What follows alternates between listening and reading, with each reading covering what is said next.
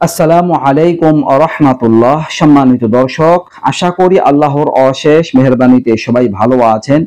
কাছের দূরের দেশ প্রবাসের যারা যেখান থেকে আজকের ভিডিওটি দেখতে আসছেন সবাইকে অসংখ্য অসংখ্য ধন্যবাদ। দর্শক, আপনাদের সাথে চমৎকার একটি আমল শেয়ার করব। দর্শক, এই আমলটি আপনারা করবেন। এশার নামাজের পরে একটা দোয়া আপনারা 100 বার পাঠ করবেন। আপনারা ধনী হতে পারবেন, গায়েবী আল্লাহর সাহায্য লাভ করতে পারবেন ইনশাআল্লাহ। দর্শক, আমলটা খুবই কার্যকরী, এই আমলটা পরীক্ষিত। যারা এই আমলটা করেছেন, ফল পেয়েছেন, তাদের ভাষ্য মোতাবেক আপনাদের সাথে আমলটা শেয়ার করব। যেইভাবে আমলটা করার কথা বলবো এইভাবে আপনারা আমলটা করবেন। ছোট্ট একটি আমল, একটু সময় নিয়ে আমলটা করবেন, একটু কষ্ট করে, বেশি সময় লাগবে না। এই আমলটা করলে আল্লাহ তাআলার প্রতি ভরসা রেখে, আস্থা রেখে আমলটা করবেন, আল্লাহ তাআলা আপনাদের মনের আশা পূরণ করে দিবেন। দর্শক, আপনাদের যার যত প্রকার পেরেশানি আছে, এই পেরেশানি যদি এই আমলটার উসিলায় আপনারা আল্লাহ তাআলার কাছে তুলে ধরেন, আপনাদের পেরেশানিগুলো দূর হয়ে যাবে ইনশাআল্লাহ। যদি আপনাদের এই টাকা পয়সার দরকার পড়ে আমলটা করবেন, ধনাঢ্যতা দান করবেন। যদি আপনাদের অন্য কোনো সমস্যা থাকে, সমস্যার জন্য এই আমলটা করবেন, ইনশাআল্লাহ সমস্যা দূর হয়ে যাবে।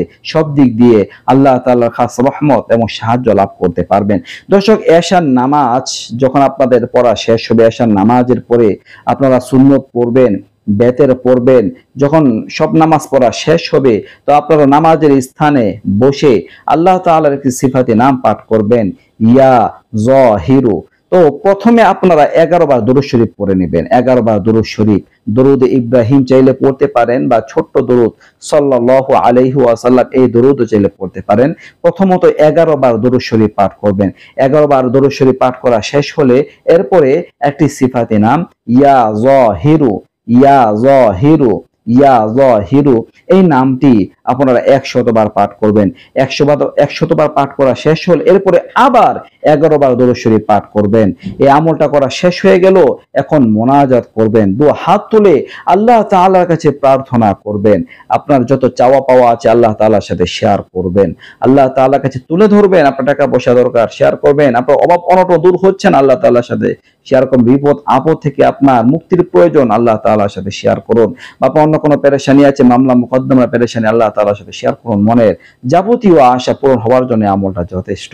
আপনি আল্লাহ তাআলার কাছে বেশি বেশি দোয়া করুন, বাস ইনশাআল্লাহ আপনার সমস্ত দিক দিয়ে দরজা খুলে যাবে, আল্লাহ তাআলা সাহায্য লাভ করতে পারবেন। এই আমলটা করে যাবেন, কিছুদিন করবেন, দর্শক ইনশাআল্লাহ ফলাফল লাভ করতে পারবেন। দর্শক, এই ছিল গুরুত্বপূর্ণ আমলটি নিয়ে আলোচনা। আশা করি বুঝতে পারছেন। নিত্য নতুন আরো ভিডিও পেতে সবাই পাশে থাকবেন। আজকে এই পর্যন্তই। আসসালামু আলাইকুম ওয়া রাহমাতুল্লাহ।